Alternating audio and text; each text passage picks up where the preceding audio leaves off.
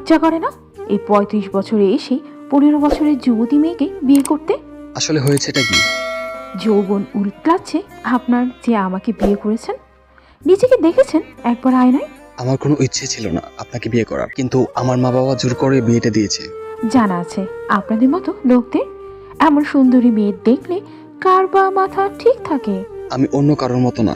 সেটা দেখাই যাচ্ছে আপনি কেমন। চিন্তা করিয়েন না, আমি আপনাকে ডিভোর্স দেব, তবে এর জন্য কিছুদিন ধৈর্য ধরতে হবে। আমি এখনই ডিভোর্স চাই। এটা তো চাইলেই হবে না, এর জন্য অপেক্ষা করতে হবে। আর আপনার যদি খুব সমস্যা হয়ে থাকে তো আপনি আমাকে ডিভোর্স দিয়ে দিতে পারেন। এখন তো কত বাহানা বের হবে। চলুন এখন ঘুমিয়ে পড়ি, আজ অনেক চাপের মধ্যে দিয়ে গিয়েছি। যত তাড়াতাড়ি পারেন আমাকে ডিভোর্স দেবেন, আপনার সাথে আমি থাকতে পারবো না। ঠিক আছে, চেষ্টা করব। তো এরপরে এইভাবে একটি মাস কেটে যায়, কেউ কারোর সাথে প্রয়োজন ছাড়া কথা বলে না। হঠাৎ একদিন মেয়েটি আলমারিতে কিছু একটা খুঁজতে গিয়ে একটি ডায়েরি পায়।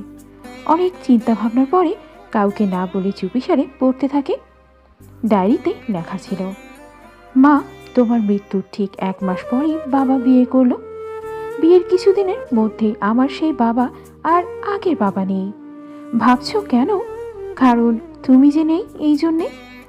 বাবাকে বলেছিলাম, বাবা আমি পড়াশোনা করব। তখন সৎমা বলেছিল, তুই পড়াশোনা করলেই সংসার কে চালাবি? হ্যাঁ, জমিতে কাজ করবি কে? হ্যাঁ। এরপরে সেখানে আমার পড়াশোনার ইতি।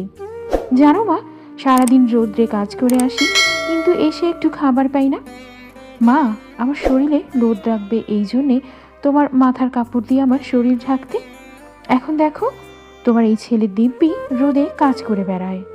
আমার বাবা এখন আমার কথা শুনতে পায় না, কারণ আমি নাকি মিথ্যে বলি। মা, তোমার চলে যাওয়াতে আমি এই জীবনটা মরুভূমি হয়ে গেছে। তুমি কি জিনিস ছিলে মা, এখন বুঝি। জানো মা, তোমার এই সুন্দর দেখতে ছেলেটা কাজ করতে করতে কুৎসিত হয়ে গিয়েছে। আরও জানো মা, যখন বিয়ের বয়স হলো তখন আমাকে বিদেশ পাঠিয়ে দেওয়া হলো টাকা উপার্জনের জন্য। এইভাবে মেয়েটি ডায়েরিটি পড়তে পড়তে শেষ পৃষ্ঠায় চলে আসে।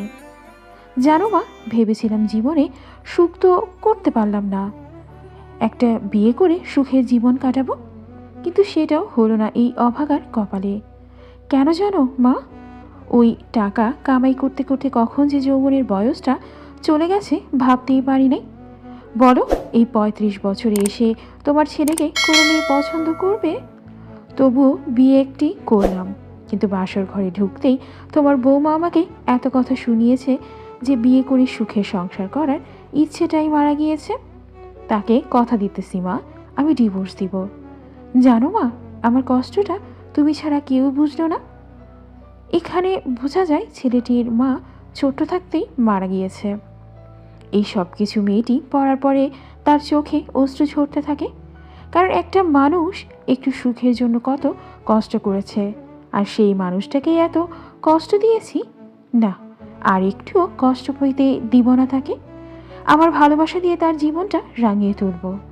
এইসব ভাবতেছি, ঠিক সেই সময় কারো একজন আসার শব্দ পাওয়ার সাথে সাথে এই ডায়েরিটা লুকিয়ে ফেললাম।